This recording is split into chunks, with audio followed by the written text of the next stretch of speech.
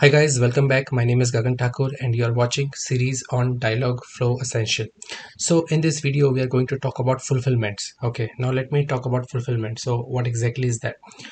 So we saw that we can actually do a lot of operations, lot of stuff in here in the Dialogflow itself. But what if you want to talk to a database? What if you talk to a REST API, fetch some data, let's say weather forecast. There are already APIs available from where you can just fetch the weather data. So for all these kind of integrations where you have to call whether a database or a REST API or whatever, in that case you can use fulfillment. So we will see how exactly does that work. Okay, so in our example we will try to integrate that. Now if you see here, there are multiple places where we can actually use fulfillment. So let me show you some examples. So in our case, when I when we say that so you are ordering a large pizza with thin crust and chicken toppings, okay, and is that correct? So when user says yes, and before I actually confirm the order, I will tell them this is your bill, are you okay with that? Okay, and once they say yes, then I can proceed further. Now how do I get their bill? So I can call an API or something in the background, and I can calculate the bill, and then I can give that bill because it's a dynamic data. So I can calculate that bill and show it to the user that this is the bill. Okay, this is one place. Another thing is, when I ask for their contact info, like their phone number or their name, I might want to add those details in the database. So for doing all this kind of operations, I can use fulfillments. Okay, so let me show you how exactly fulfillment works. Okay, so I am copying this for now. I'll tell you why. Okay, so the first thing is you need to go here on fulfillment. Okay, and here you will see two options: webhook and inline editor.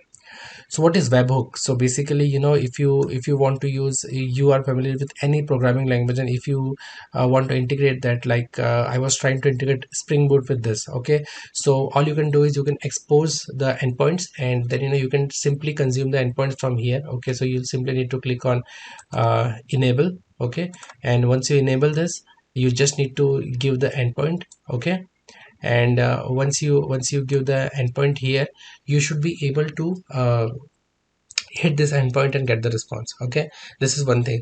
Another thing is, you can directly use Google Cloud Functions. Okay, now if you are going to use this, it will ask you to set up a billing. Okay, so I have already done that, that's why it will not give me that pop-up, but let me show you. So once you sign up for the for this, it will actually show you, it will actually give you $3,300 or something credit. I see it's 22,522 free trial credits available. Okay, so don't worry even if it asks for money, because it's going to be free for 90 days. Okay, so I enable that. You need to add your card details and all. Okay, now this is written in Node.js, so I'm not very much familiar with Node.js. I'm a Java person, but if you're familiar with that, fantastic. If not, still this is a very simple thing they are doing here, so I'll try to explain. So just like Java, there are some imports. These are kind of imports here. Okay, and these are some system functions. Now system things. Okay, just now look at this. So like we have methods or functions in Java, here also we can create functions. Okay, so if there is a function called welcome, then they are returning welcome to my agent. If the function is get total, okay, this is the one I added, so I will actually delete this for now and I'll add it back. Now this is by default, this is what we have: welcome and fallback. So if it goes to fallback, this is a prompt we can play or show on the chatbot, like I didn't understand or this. Now in our case, what we want to do is, we want to add another intent where we want another function where we'll be calculating their bill. Okay, so as I told you, I'm not very much familiar with this, so I'll simply copy paste. Okay, and I will create a function called get total. Okay, so get total is the function. Now for the sake of this example, I am not doing any computation. Okay, I am simply returning a text. Okay, but this is coming from the backend, this is not coming from the Dialogflow. Okay, so I'll simply say uh, your total bill is 23 is dollars, it's $23 40 cents. And then I can ask them, can I have your name and phone number for confirming this order. Okay, so if you remember, this was the same thing that we were asking. Let me show you. um, so this was the same thing that we were asking when the caller was giving all the information, and then we were asking them, would you like to confirm? And if they said yes, we were asking them for their phone number and their name. So here, order pizza, yes, this was the place where we were asking them, shall I go ahead and continue this? Okay, and so at the end, once they say yes, we were playing, can I get your name and phone number? So before now, instead of just playing that, we are going to play this. Your total bill is this.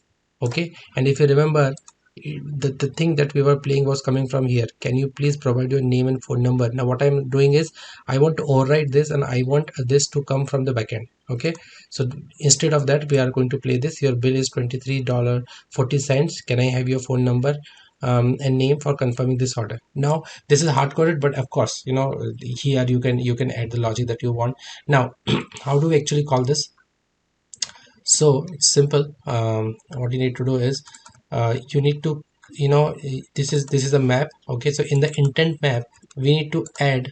So let me copy this map. Okay, and in the intent map, we need to add the intent for which we want to invoke this. So this is the intent, order pizza, yes. Okay, if user says yes, I want to go to backend, fetch the amount, and play it back to them. Okay, so here we need to specify the intent.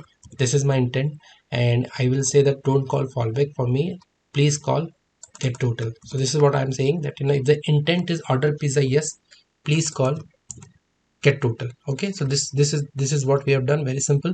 And then this is, we need to enable this, and then you need to say deploy. Okay, so it will deploy the code directly on the Google Cloud Functions. Okay, so the code is already on the cloud.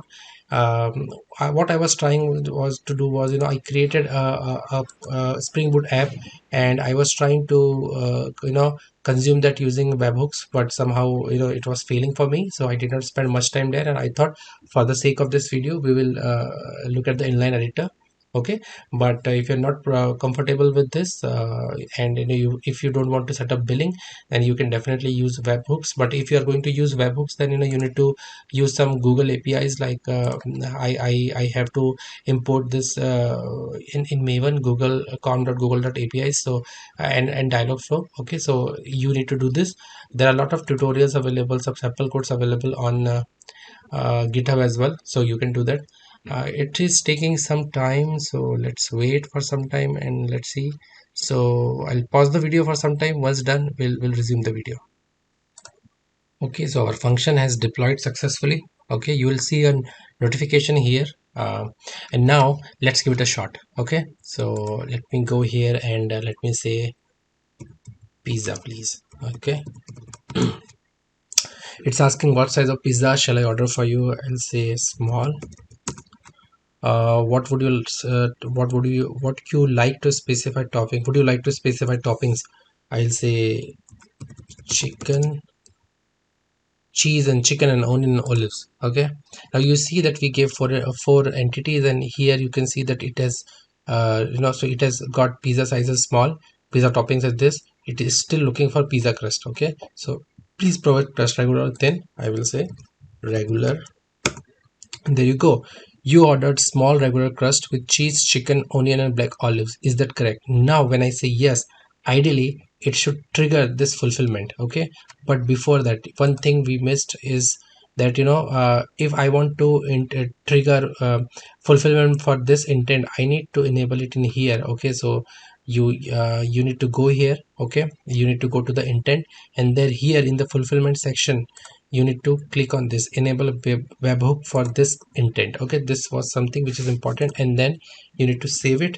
Okay, this is important. We forgot this, so I don't think that for the current session it will actually return us. It should be returning us the same response, not from the webhook. Let's see. Okay, so I will say yes. Let's see what happens. And it's taking time. Okay, great. So we got the response from the backend. Your total bill is $23 40 cents. Can I have your name and phone number for confirming this order? So I can give my name as Gagan and number as 111 2223333 and I'll say enter. Okay, awesome Gagan, your pizza will be ready in 30 minutes. So as you see that it now got the response from the backend. This is how you can make use of fulfillment. You can call databases, you can do anything whatever you want to do. So this is exciting. So I hope this video was useful. If you have any question, you can just ask in the comments. Thank you so much.